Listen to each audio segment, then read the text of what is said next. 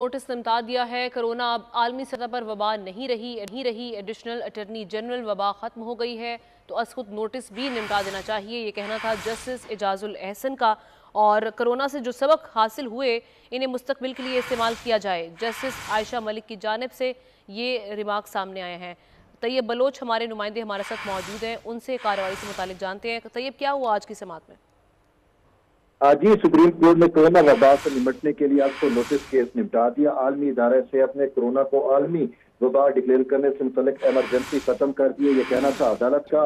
वफाकी और सूबाई हुकूमतों ने वक्तन पेशरफ रिपोर्ट्स भी जो है वो सुप्रीम कोर्ट में जमा कराई। कोरोना को अब आलमी सतह पर वबा तस्वुर नहीं किया जा रहा।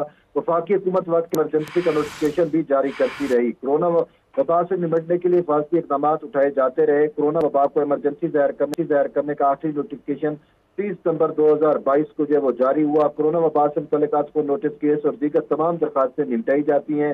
जस्टिस एजाजुल एहसन की सरबराही में कैंप 4 रुकनी लार्जर बेंच ने केस की समाअत की। जी, शुक्रिया आपका तैयब बलोच।